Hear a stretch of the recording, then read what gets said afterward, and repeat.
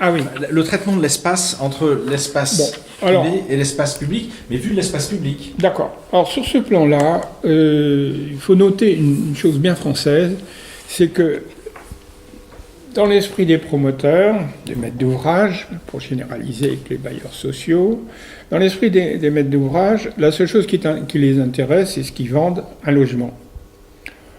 Le reste après qu'on appelle VRD, c'est bien parce qu'il faut amener des tuyaux et de l'électricité et une voirie éventuellement, et puis les espaces verts qu'on doit justifier au permis de construire avec autant de sujets bâtis et un petit peu d'herbe partout. Bon, éventuellement un banc si on a un espace. Jamais cette attitude-là n'existe dans les pays anglo-saxons, en Hollande, notamment en Angleterre. J'aurais été frappé en Angleterre, qui a eu aussi ces villes nouvelles, par le fait que l'habitat était presque mis de côté, enfin était sous-développé, était relativement presque pauvre au point de vue qualité, et que les espaces publics étaient formidables et très bien traités. Donc il y avait visiblement un déplacement de dépenses entre l'espace communautaire public et l'espace individuel. En France, on a fait le contraire, on fait encore le contraire, et c'est épouvantable dès que l'on veut penser, faire autre chose, je dis bien qu'une voirie et des tuyaux en dessous. On ne construit pas ou très très mal ces aménagements. Le CAE, qui a toujours été un peu spécialiste des aides aux communes en matière d'aménagement, on sait quelque chose. En France, on ne sait vraiment pas faire.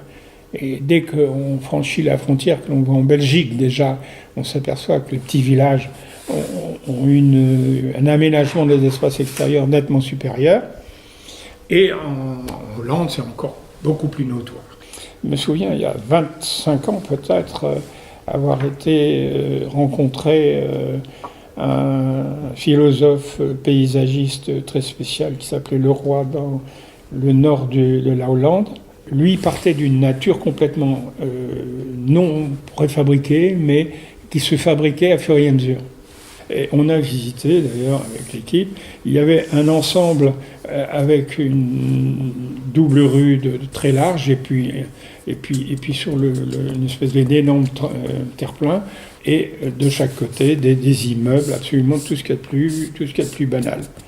Et la ville a fait un concours pour l'aménagement de cet espace en demandant d'une part une réponse graphique, enfin une étude, et un coût. Bon. Alors, les gens ont fait des projets les plus sympathiques les uns que les autres, et lui est arrivé en disant « Mon coût, c'est 0. Je ne veux pas un centime. Mais je veux qu'on me donne chaque année ce que coûterait l'aménagement de cet espace,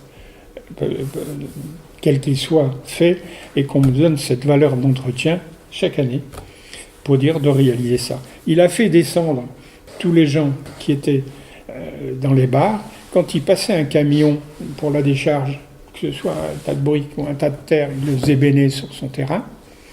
Et avec les gens le vendredi soir, le samedi, le dimanche, il a un peu à la fois créé.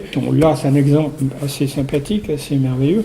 Mais on ne réussit pas en France à avoir ce goût et cette aspiration des gens je parlais tout à l'heure du square du Trianon. Bon, il ne s'agit là que d'une vingtaine ou 24 propriétaires, tous bien gentils et sympathiques. Et on n'arrive pas à ce qu'ils participent à un aménagement communautaire.